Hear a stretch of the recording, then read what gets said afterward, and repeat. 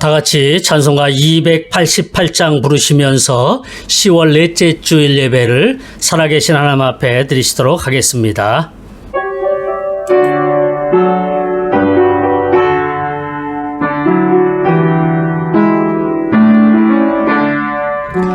예수를 나의 구주 삼고 성령과 피로써 거듭나니 이 세상에서 내 영혼이 하늘의 영광 누리도다. 이것이 나의 간증이요 이것이 나의 찬송일세. 나 사는 동안 끊임없이 구주를 찬송하리로다. 온전히 주께 맡긴내요. 사랑의 음성을 듣는 중에 천사들 왕래하는 것과 하늘의 영광 보리로다. 이것이 나의 간증이요 이것이 나의 찬송일세. 나 사는 동안 끊임없이 구주를 찬송하리로다. 주 안의 기쁨 누림으로 마음의 풍랑이 잔잔하니 세상과 나는 간 곳 없고 구속한 주만 보이도다. 이것이 나의 간증이요 이것이 나의 찬송일세. 나 사는 동안 끊임없이 구주를 찬송하리로다.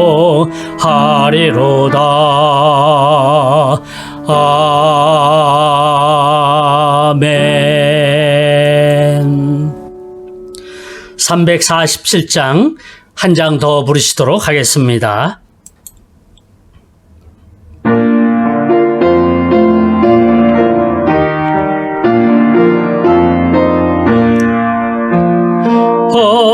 허락하신 새 땅에 들어가려며 맘에 준비다하여 힘써 일하세. 여호수아 본받아 앞으로 가세. 우리 거할 처소는 주님 품일세. 시험 환난 당해도 낙심 말고서 맘의 걱정 버리고 힘써 일하세. 여호수아 본받아 앞으로 가세. 우리 거할 처소는 주님 품일세. 앞서 가신 예수님 바라보면서 모두 마음을 합하여 힘써 일하세. 여호수아 본받아 앞으로 가세. 우리 거할 처소는 주님 품일세. 일할 곳이 아직도 많이 있으니 담대하게 나가서 힘써 힘써 일하세. 여호수아 본받아 앞으로 가세. 우리 거할 처소는 주님 품일세. 아멘. 지존하신 주님 이름 앞에 부르시도록 하겠습니다.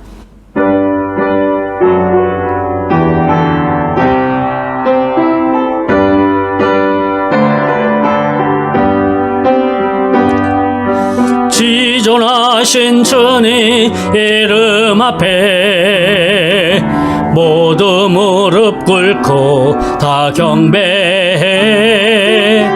거룩하신 주님 보좌 앞에 엎드려 절하세.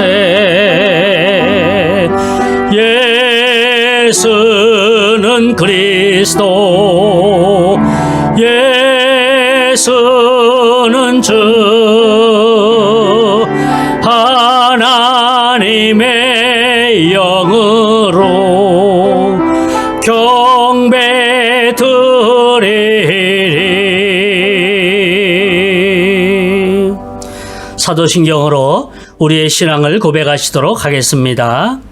전능하사 천지를 만드신 하나님 아버지를 내가 믿사오며 그 외아들 우리 주 예수 그리스도를 믿사오니 이는 성령으로 잉태하사 동정녀 마리아에게 나시고 본디오 빌라도에게 고난을 받으사 십자가에 못 박혀 죽으시고 장사한 지 사흘 만에 죽은 자 가운데서 다시 살아나시며 하늘에 오르사 전능하신 하나님 우편에 앉아 계시다가 저리로서 산자와 죽은 자를 심판하러 오시리라.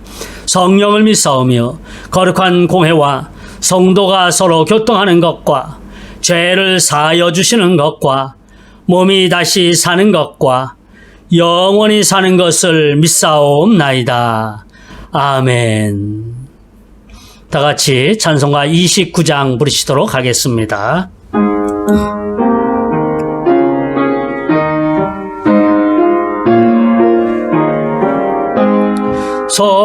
성도여 다 함께 할렐루야 아멘. 주 찬양하여라 할렐루야 아멘. 주 보좌 앞에서 택하신 은혜를 다 찬송하여라 할렐루야 아멘. 만문을 열어라 할렐루야 아멘. 온 하늘 울려라 할렐루야 아멘. 인도자 되시며 친구가 되신 주 그 사랑 끝없다 할렐루야 아멘. 주 찬양하여라 할렐루야 아멘. 찬양은 끝없다 할렐루야 아멘. 거룩한 집에서 은총 기리며 늘 찬송 부르자 할렐루야 아멘. 기도하시겠습니다. 거룩하시고 자비로우신 사랑의 하나님, 오늘도 거룩한 주일 아침에 우리 하나님을 예배하는 죄 백성들의 모든 삶에 은혜를 베풀어 주시옵시고 신령과 진정으로 드려지는 예배를 통해서 죄사함의 은총을 받게 하여 주시옵시고 하나님을 만나고 우리 하나님의 임재 가운데 기뻐하고 즐거워하고 감사하며 하나님의 영광을 높이 올려드리는 귀하고 복된 시간이 될 수 있도록 도와주시기를 바라권하옵나이다. 어리석고 연약한 인생들이나 우리 하나님이 그동안 한 주간 동안도 하나님의 은혜의 장중에 붙잡아 주셔서 오늘도 주님 앞에 나와 사오니 저들 모두의 삶에 마음에 소원하고 계획하는 바에 우리 하나님의 크신 은혜와 은혜의 복이 넘칠 수 있도록 도와주시기를 원합니다. 할 일 많은 시대 속에서 주의 나라를 위해서 크게 힘쓰고 애쓰고 헌신하고 봉사하여야 되겠건만 코로나라는 것이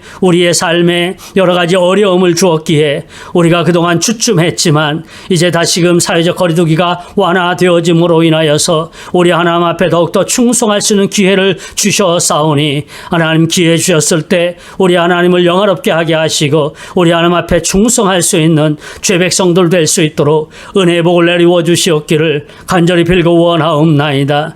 아버지 하나님 새벽교회를 이 땅에 세우셨사오니 교회가 해야 될 믿음의 사명들 선교하고 구제하고 전도하는 일을 힘써 해나갈 수 있도록 은혜를 베풀어 주시옵시며 우리 모든 성도들이 마음에 소원하고 꿈꾸는 일들이 주 안에서 선이 이루어지는 축복의 은혜들을 경험해 나갈 수 있도록 은혜의 복을 내리워 주시기를 바라옵나이다. 오늘도 전 세계에서 하나님을 예배하는 모든 하나님의 백성들의 예배를 우리 하나님의 받아 주시옵시고 저들의 모든 삶에 은혜로 함께하여 주시옵소서. 아버지 하나님의 베트남을 기억하여 주시옵시며 이 베트남 땅에 살고 있는 하나님의 백성들 특별히 교민사회를 기억하여 주셔서 모두가 안전하고 건강하게 생활할 수 있도록 도와주시옵시며 우리들이 베트남에 살고 있을 때에 베트남 민족을 위하여 기도하게 하시고 저들의 영혼이 주께로 돌아오는데 큰 역할을 감당할 수 있도록 하나님 도와주시옵기를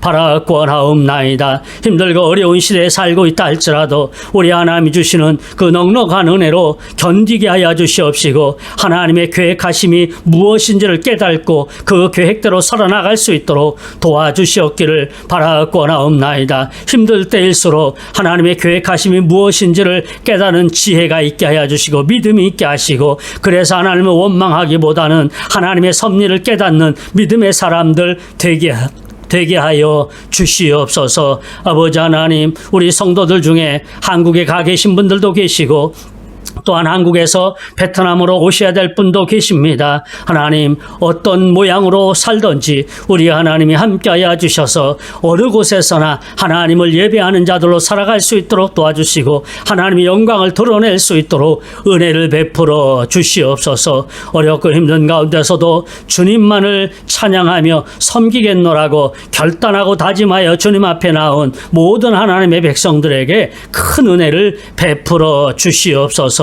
이 시간에 주의 종을 통하여 말씀이 선포될 때에 우리 성도들 아멘으로 화답하게 하여 주시옵시고 또 그 말씀에 의지하여 한 주간 살아갈 때에 우리 하나님의 은혜였음을 고백케 하여 주시옵소서. 예배를 돕는 모든 손길들마다의 은혜의 복으로 함께 하옵소서. 예배의 시종을 주님께 부탁드리오며 예수 그리스도의 이름으로 기도하옵나이다. 아멘.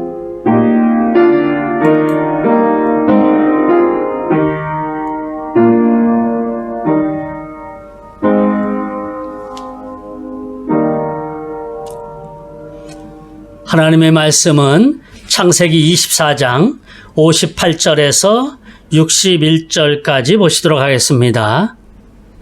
하나님의 말씀은 창세기에서 보십니다. 24장 58절에서 61절입니다. 우리 4절인데요. 같은 목소리로 읽도록 하겠습니다. 58절부터 읽습니다. 시작. 리브가를 불러 그에게 이르되 내가 이 사람과 함께 가려느냐? 그가 대답하되 가겠나이다.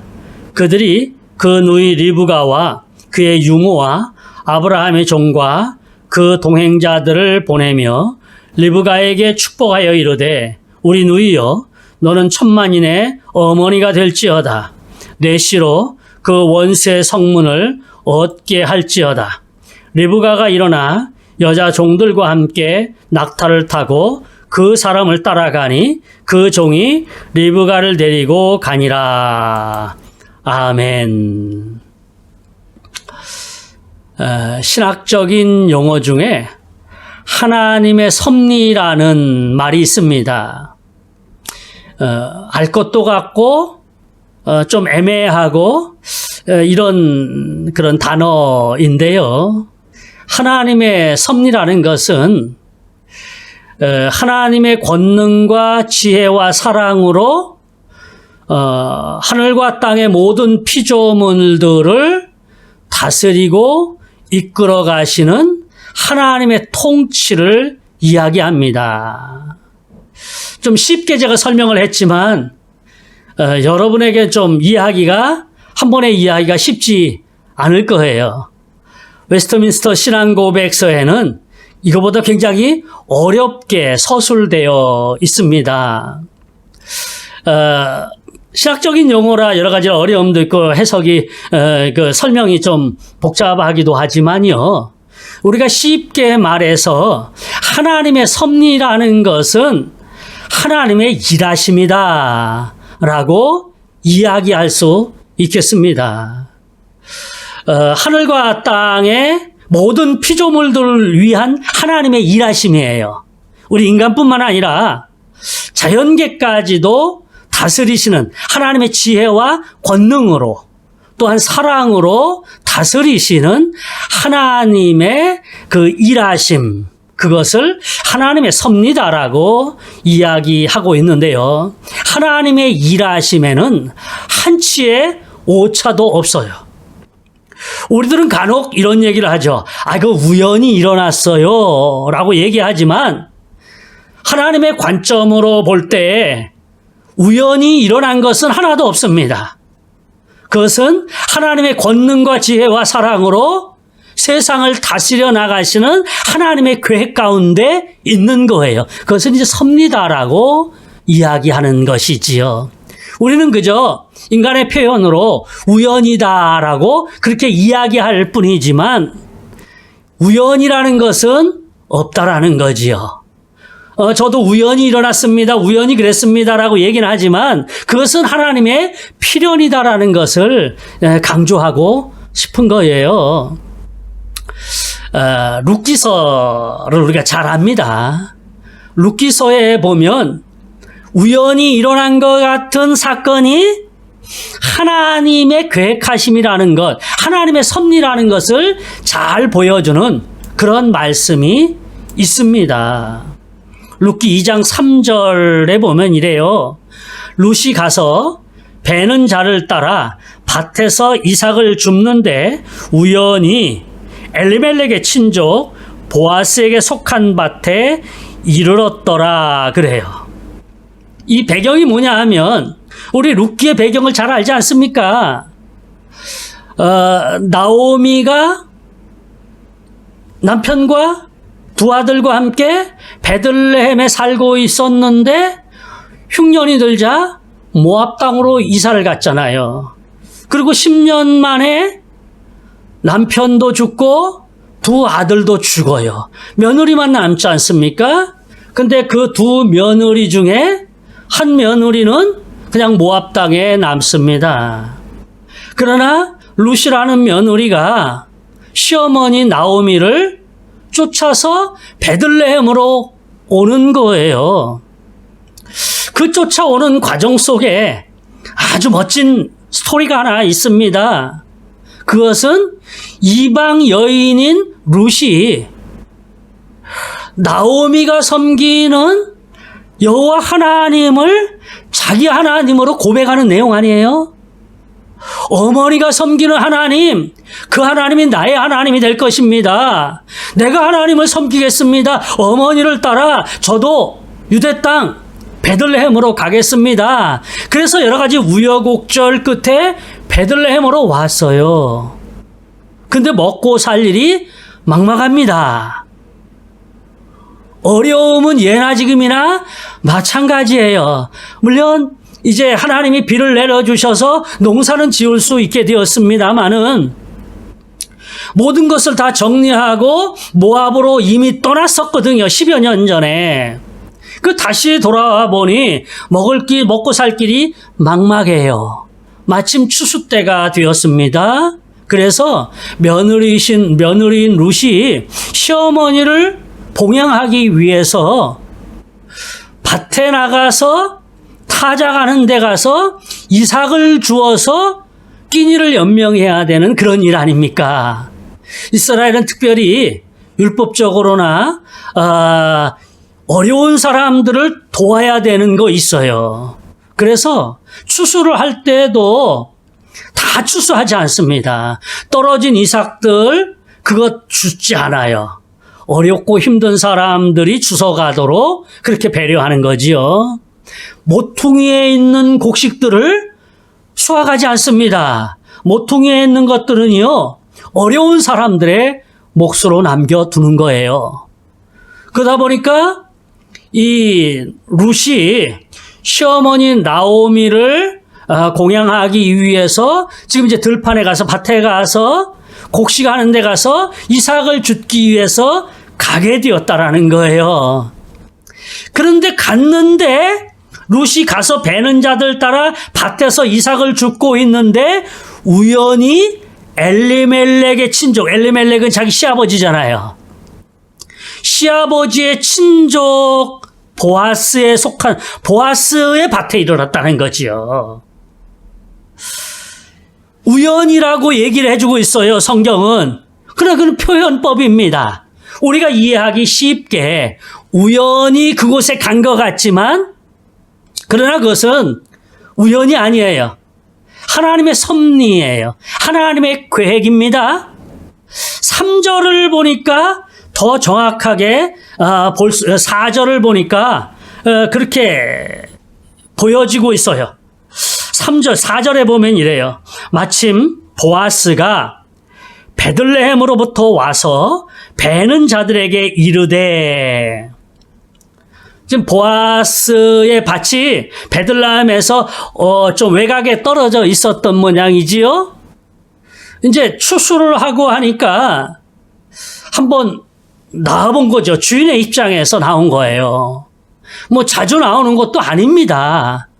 주인이, 종들이 가서 일하면 되는 것이지 주인이 와갖고 직접 뭐 이래라 저래라 하는 건 아니거든요. 근데 지금 룻이 우연하게 그 밭에 간 것 같은데 그 밭이 보아스의 밭이었고, 성경은 이래요. 마침, 뭐 특별한 지금 뭔가 사인을 주는 거예요. 마침 보아스가 베들레헴으로부터 와서 그 밭에 이르렀다라는 거예요. 우연이라고 표현하고 있는 이 말씀, 하나님께서는 하나님을 내 하나님으로 고백하는 룻에게 신실한 사람 보아스를 연결하고 만나게 해 주시려고 하는 하나님의 계획이에요. 이미 룻이 신앙으로 하나님을 고백할 때부터, 아니 그 이전부터 설계해 놓은 거예요. 계획해 놓았습니다. 그리고 오늘 드디어 2장 3절과 4절을 통해서 하나님의 계획이 보여지게 되고, 우리가 이제 앞으로 좀 더 나중 시간에 그런 부분을 살펴볼 수 있겠는데요. 하나님의 섭리가, 하나님의 일하심이 한치의 오차도 없이 잘 진행되어가는 그런 모습을 보게 됩니다.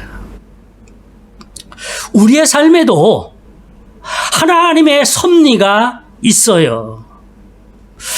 우리가 행하는 모든 일들이 우연히 일어난 것 같아요.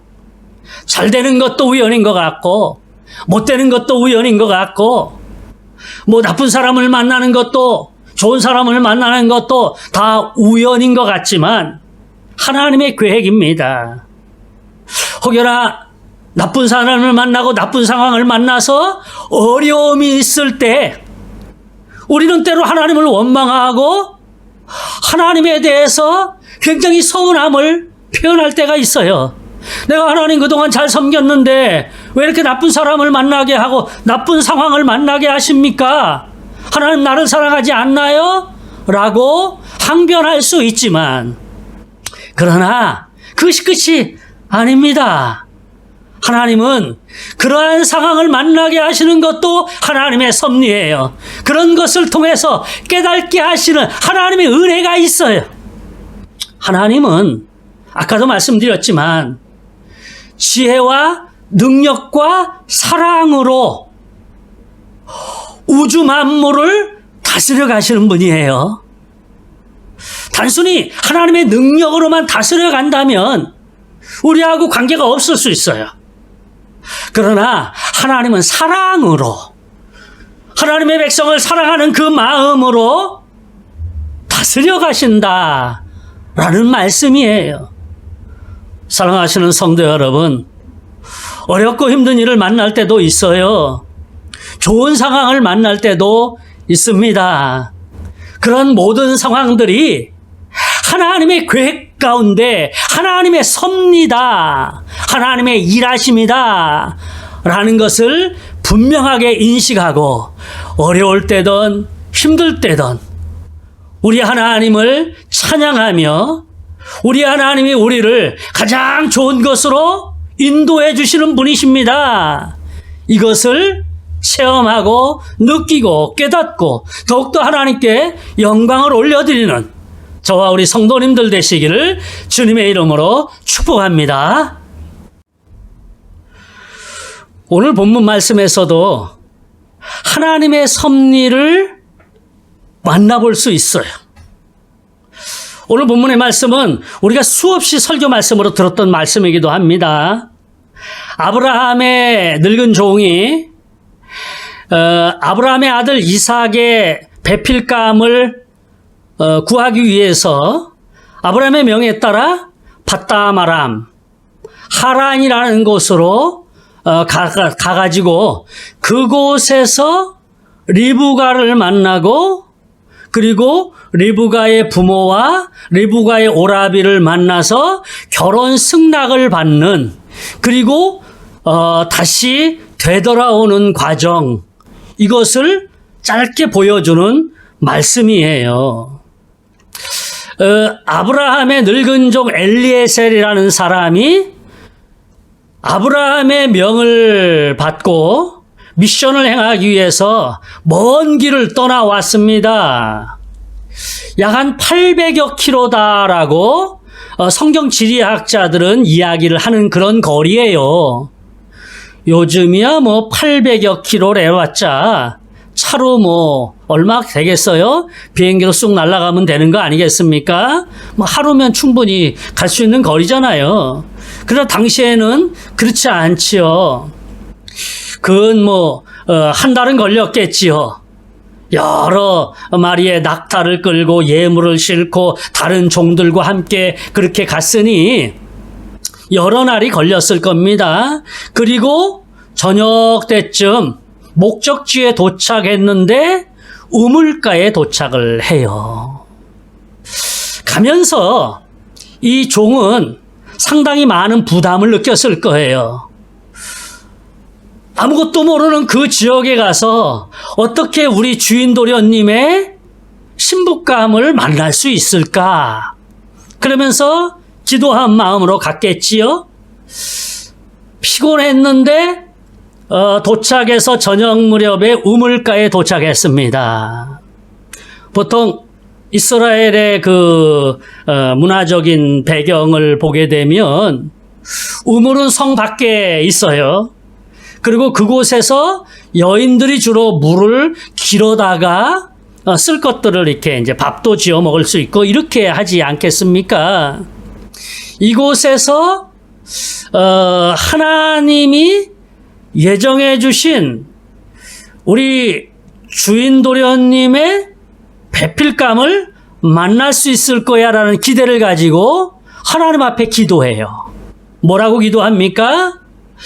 처자가 와서 내가 물을 달라고 할 때 나에게 물을 줄 뿐만 아니라 낙타떼에게도 물을 주는 사람이 있다면 그 사람을 하나님이 정해주신 배필감으로 알겠습니다 라고 이제 기도를 하는 거예요. 그 기도를 딱 마치자마자 나타난 여인이 리브가였습니다. 그 리브가를 딱 보는데 리브가에게 물을 달라 하니까 물을 줄 뿐만 아니라 낙타에게도 물을 다 먹이는 거예요.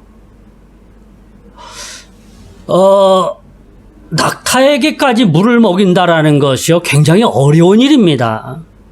굉장히 쉬울 일 같지요? 우리는 그냥 성경으로 한 줄로 쭉 읽어버리고 말지요? 이 굉장히 어려운 일인 것이요. 우물의 구조상 그래요. 우물이 뭐 흘러가는 물 이렇게 떠갖고 주는 것도 아니고요. 보통은 계단을 통해서 우물에까지, 물 있는 데까지 내려가요. 그 계단이 어떤 곳은 깊을 수 있고 어떤 곳은 낮을 수도 있어요. 그런데 그곳에서 물을 길어다가 낙타를 준다? 사람은 한 바가지면 충분할 수 있어요. 낙타는 한 바가지 갖고 안 돼요. 한 마리도 아니에요. 거기에 보아들을 싣고 다른 또 종들도 있고 여러 마리의 낙타가 동원되어 가는데 그 짐승들에게 물을 다 먹인다? 낙타가 물을 엄청 많이 마시거든요. 그 일하기가 쉬운 일 아니에요. 이 늙은 종 엘리에셀 생각할 때 얼마나 기쁘겠어요. 막 기도를 끝낸 건데 짠 하고 한 여인이 나타나서 그렇게 자기가 기도한 그대로 실행을 하니 이게 너무나도 좋은 거예요. 아, 하나님이 이 처자를 우리 도련님의 배필감으로 주셨구나, 이거 아니겠습니까? 그래서 그 여인을 따라서 집으로 갑니다. 집으로 가서 부모를 만나지요. 오라버니를 만나지요. 그리고 자초지정을 쭉 얘기해요. 그동안 자기의 여정을 짧게 간결하게 설명을 쭉 하지요. 그러면서 하나님이 나를 이곳까지 인도했습니다라고 고백합니다. 그러자 그의 오라버니 라반이, 그의 어머니가 동의를 해요. 하나님께서, 여호와께서 그렇게 결정하셨다면 신부감으로 보내겠다라는 거예요. 그리고 저녁이 지나고 그 다음날 아침이 되었습니다. 이 종이요, 떠나야 됩니다라는 거예요. 종의 입장에서 보면 목적을 달성했으니까, 미션을 완수했으니까 빨리 가야 되는 게 자기 책임일 겁니다. 그런데 부모와 오빠 입장에서 보면 그럴 수 없어요. 아니, 어제 만났잖아요. 어제 저녁이거든요. 어제 저녁에 만나갖고 이야기를 듣고 하나님이 그 일을 하셨는가 보다 그래서 동의를 한 것인데 날이 새자마자 떠나겠다고 하니 이거 좀 난감해요. 그래서 며칠만 좀 더 묵었다 가십시다. 우리도 딸하고 또 동생하고 이별할 시간도 필요하지 않습니까? 한 열흘만이라도 같이 있으면 좋겠습니다. 한 열흘 뒤에 출발했으면 좋겠습니다. 이거 아니겠습니까? 지금 가야 됩니다. 한 열흘 뒤에 가십시오. 그러면서 나름대로 여러 가지로 지금 좀 난감한 그런 상황이 벌어지고 있는 상황이 되었어요. 그게 이제 오늘 본문이거든요. 저는 오늘 본문을 통해서 하나님의 비전을 따라라는 제목으로 같이 한번 말씀을 나누려고 해요. 참 난감한 상황을 만나자 당사자인 리브가에게 의견을 묻게 돼요. 58절인데요.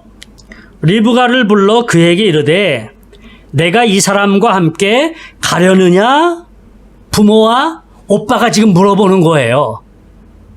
리브가 네가 이 사람 따라 가겠어? 그런데 리브가가 이야기합니다. 뭐라고 얘기합니까? 가겠습니다예요. 성경에 보니까 58절에 보니까 가겠나이다. 한 채 망설임도 없어요. 사실 쉽지 않은 결정이거든요. 어제 만났다니까요. 근데 가겠다고 해요. 먼 거리라고 그랬잖아요. 한 800km. 부모가 안 계셔요. 형제도 이제 그곳에는 없는 거예요. 그야말로 호론단신 자기가 가는 거예요. 물론 여종이 갑니다. 자기를 그동안 이렇게 돌봐줬던 유모, 그리고 몇 명의 그 여종들을 보내기는 하지만 사실 자기가 의지할 만한 곳 없는 곳이에요. 낯선 곳이잖아요. 그런데도 가겠다라고 힘주어 얘기합니다. 사실 쉬운 결정 아니에요. 저는 이 상황 속으로 한번 제가 들어가 봤어요. 저는 뭐 남자니까 또 뭐 상황은 좀 다를 수 있지만 이 상황을 그려보면서 그 상황으로 돌아갔을 때에 어떻게 리브가가 그런 결정을 단호하게 할 수 있었을까? 이 부분을 한번 묵상을 해 보았습니다.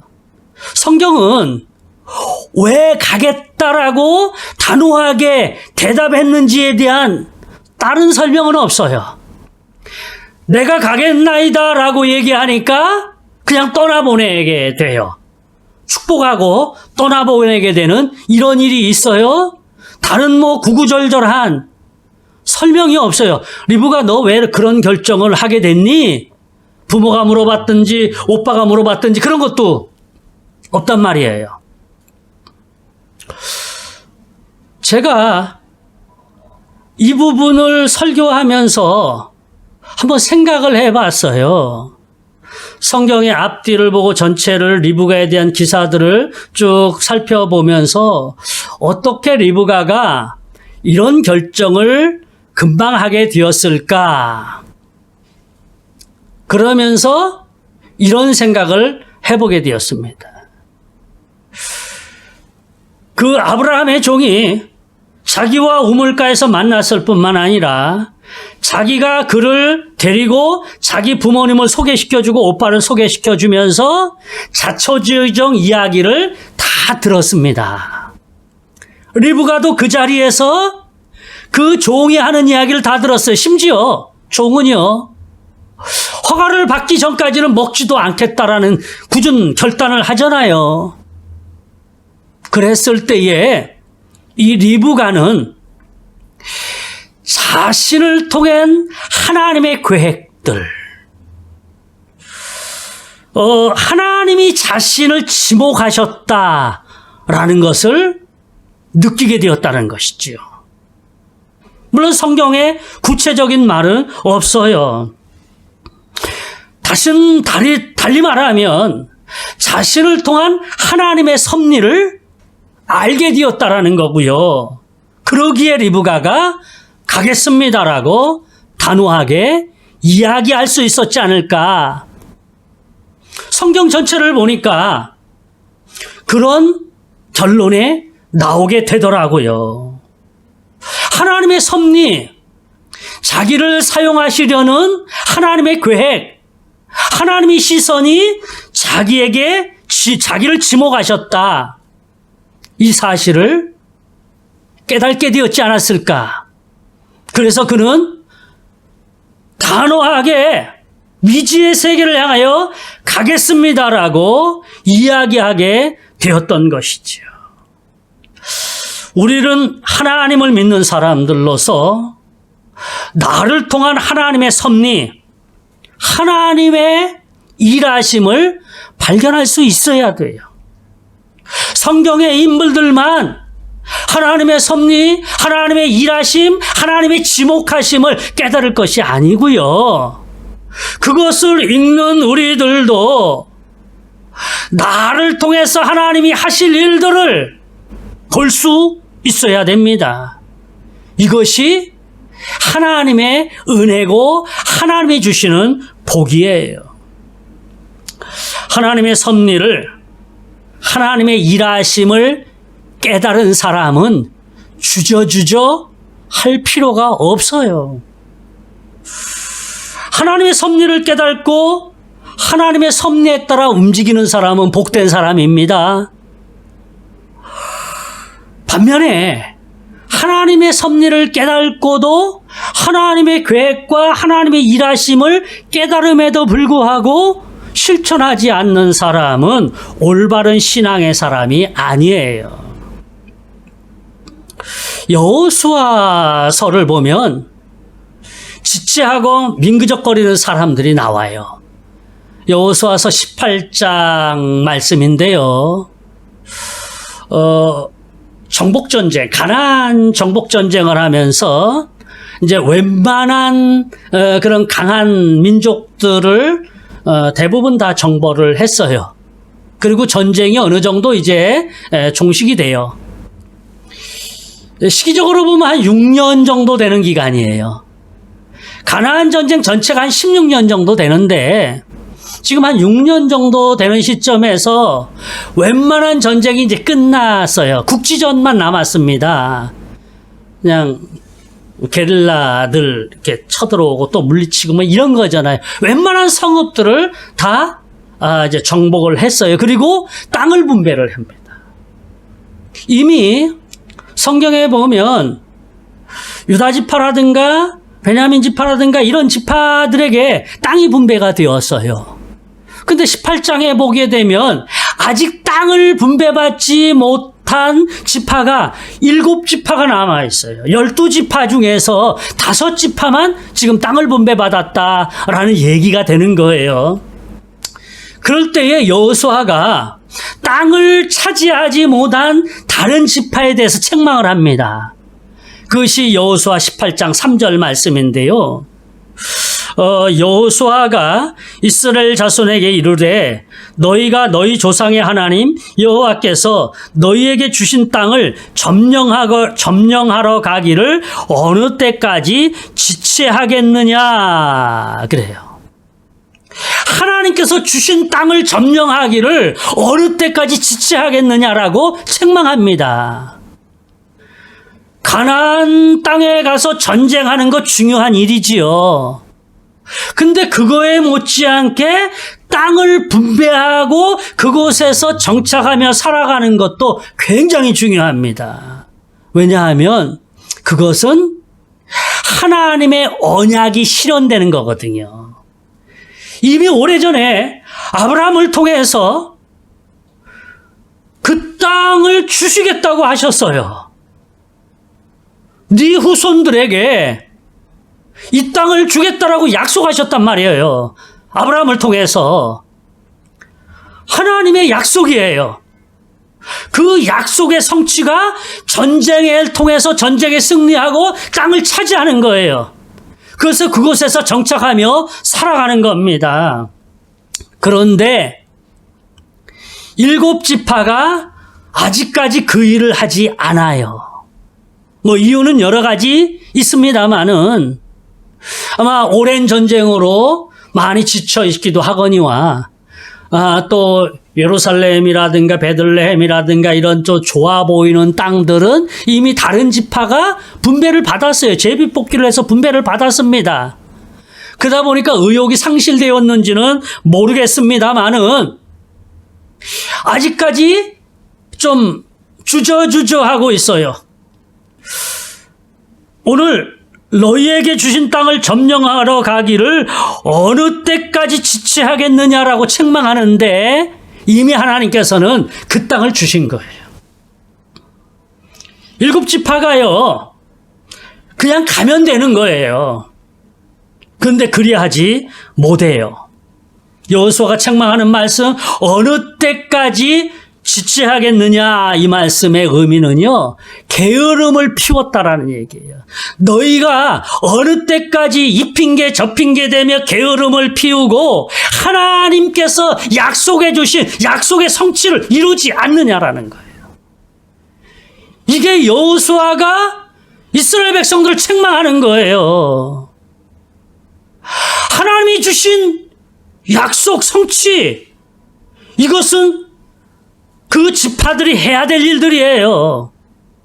근데 그 일을 하지 않았다라는 거예요. 하나님의 비추신 비전을 따라가지 못하는 바람직하지 않은 신앙의 모습, 그 신앙의 모습이 오늘 여호수아서 18장에서 나오는 거예요. 하나님께서는 오늘 우리들에게 말씀하셔요. 하나님의 비전을 따라가라고 말씀하십니다. 하나님의 섭리에 따라 하나님의 일하심을 깨닫고 그 일하심대로 살아가라, 따라가라 라고 함에도 불구하고 여전히 게으르고 나태하여 지체하는 그런 사람이 있다면 그런 사람 하나님 앞에서 복받은 사람이다라고 말할 수 없습니다. 하나님께서는 언제나 하나님의 백성에게 하나님의 비전을 따라 살기를 원하셔요. 그것이 하나님의 섭리예요. 우리를 향한 하나님의 섭리예요. 하나님의 일하심을 깨닫고 그 섭리대로 살아가시는 우리 새벽교회 성도님들 되시기를 주님의 이름으로 축복합니다. 하나님의 섭리를 깨닫고 하나님의 비전을 따라 살아가는 사람을 하나님께서 귀히 여겨주셔요. 하나님의 비전을 따라갔던 사람 리브가였잖아요. 그 리브가를요 오빠가 축복을 해줘요. 너는 천만인의 어미가 될지어다 라고 축복을 해주는데요. 천만인의 어미가 됩니다. 리브가를 통해서 태어나는 사람이 야곱이에요. 야곱이 누군지 우리 잘 알지요?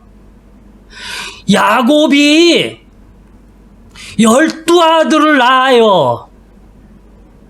그리고 그 12아들이 이스라엘의 12지파가 됩니다.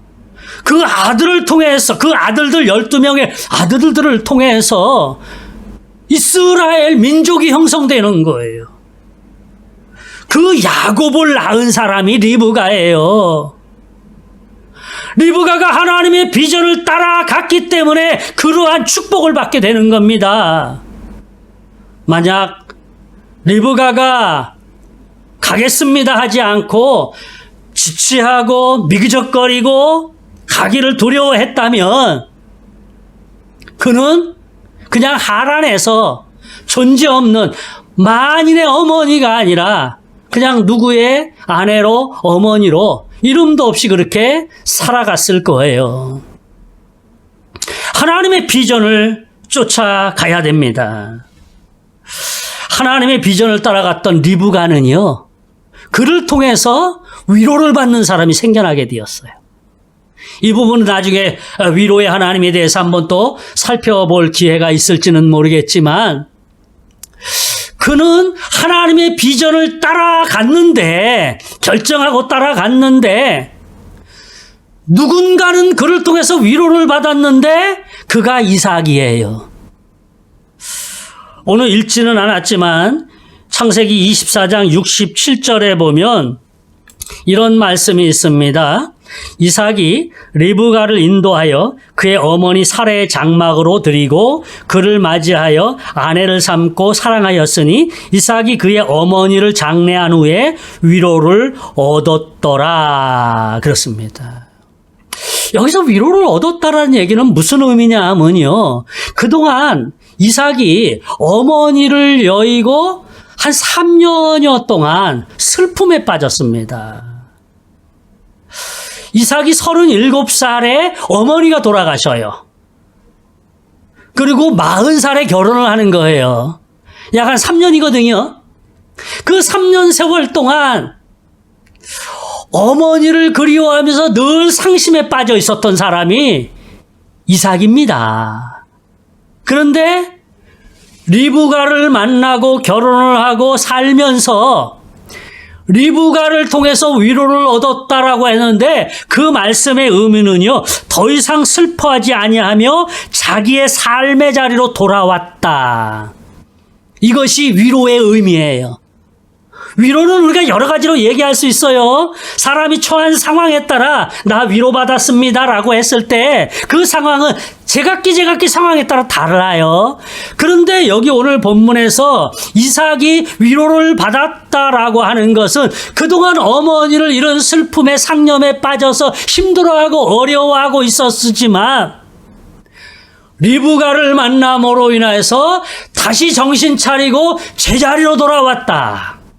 지금 이 말씀을 하고 있는 거예요. 하나님의 비전을 따라가니까 누군가는 위로를 받는 일이 있게 되었습니다. 우리가 하나님의 비전을 따라 하나님의 섭리대로 살아갈 때에 누군가는 위로를 받을 수 있어요. 하나님이 그 누군가를 위로하기 위해서 하나님의 섭리 가운데 누군가를 사용하게 되는 것인데 그게 저와 여러분들이에요. 그래서 우리는 하나님의 섭리, 하나님의 일하심 이것에 민감할 수 있어야 됩니다. 사랑하시는 새벽교회 성도 여러분, 하나님의 섭리, 하나님의 일하심에 민감하게 반응하시기를 바랍니다. 하나님께서는 하나님의 비전을 따라갔던 그 리브가를 통해서 큰 일을 이루셨듯이 우리도 하나님의 섭리, 하나님의 일하심, 하나님의 비전을 따라간다면 우리를 하나님께서 귀하게 크게 사용해 주실 것인데 모쪼록 하나님의 계획에 귀하게 크게 사용되시는 저와 우리 새벽교회 성도님들 되시기를 주님의 이름으로 축복합니다. 하나님 고맙습니다. 귀한 말씀 주셨사오니 이 말씀 헛되이 듣지 않게 하여 주시고 마음에 깊이 새겨서 하나님의 섭리, 하나님의 일하심, 하나님의 비전을 쫓아 살아가는 우리 새벽교회 성도들에게 축복해 주옵소서. 예수 그리스도의 이름으로 기도하옵나이다. 아멘.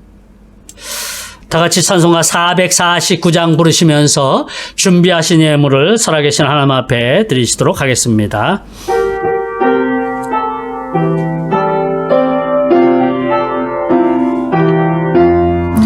예수 따라가며 복음 순종하며 우리 행할 길 환하겠네. 주를 의지하며 순종하는 자를 주가 늘 함께 하시리라. 의지하고 순종하는 길은 예수 안에 즐겁고 복된 길이로다. 해를 당하거나 우리 고생할 때 주가 위로해 주시겠네. 주를 의지하며 순종하는 자를 주가 안위해 주시리라. 의지하고 순종하는 길은 예수 안에 즐겁고 복된 길이로다. 남의 짐을 지고 슬픔이로 하면 주가 상급을 주시겠네.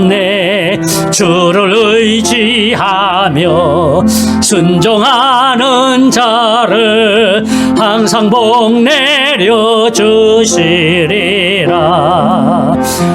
의지하고 순종하는 길은 예수 안에 즐겁고 복된 길이로다.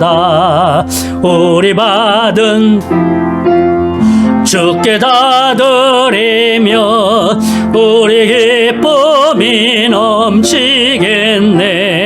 주를 의지하며 순종하는 자를 은혜 풍성케 하시리라. 의지하고 순종하는 길은 예수 안에 즐겁고 복된 길이로다. 주를 힘입어서 말씀 잘 배우고 주를 모시고 살아가세. 주를 의지하며 항상 순종하며 주가 사랑해 주시리라. 의지하고 순종하는 길은 예수 안에 즐겁고 복된 길이로다.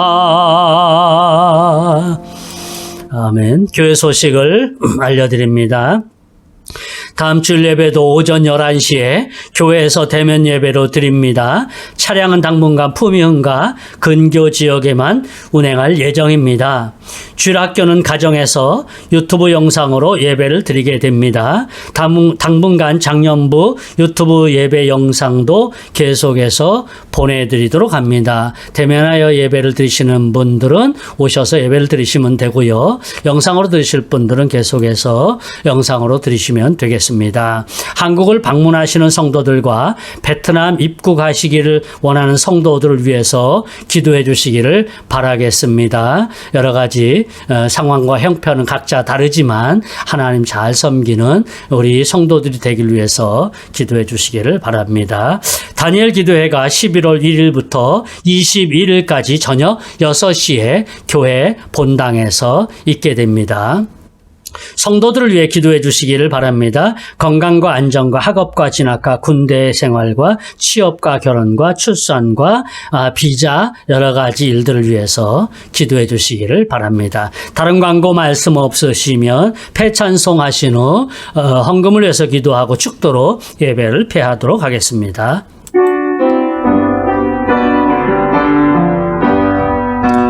무슨 일을 만나든지 만사 형통하리라. 무슨 일을 만나든지 만사 형통하리라.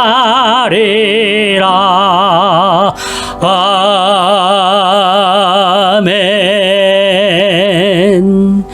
예배를 드리며 물질로 하나님 앞에 올려드리니 예물 드리는 손길들마다 은혜복으로 함께 하시고 물질이 어려워 눈물 짓기보다 주신 것을 가지고 감사함으로 살아갈 수 있는 죄 백성들 되게 하여 주시옵시고 물질로 하나님 앞에 올려드린 귀한 마음을 주님께서 받아 주시옵시고 우리 성도들 더 많이 드리고도 남음이 있는 충분한 물질을 계속해서 저들의 삶에 공급하여 주시고 그 물질로 인하여 자녀들도 교육시키고 양육하고 또 자신들의 삶도 잘 살아갈 수 있도록 도와주옵소서.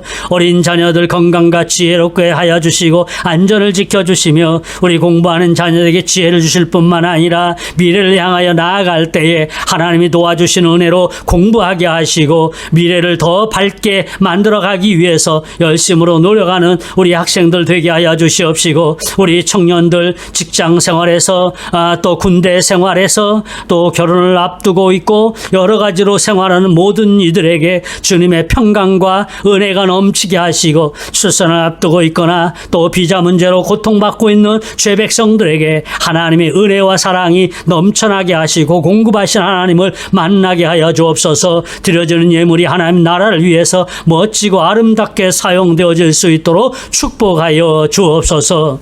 이제는 우리 주 예수 그리스도의 은혜와 하나님 아버지의 극진하신 사랑하심과 성령님의 감동, 감화, 위로교통 충만하신 역사가 하나님의 비전을 따라가기를 결단하고 다짐하는 죄 백성들의 삶 속에 이제로부터 영원토록 함께 계실지어다. 아멘.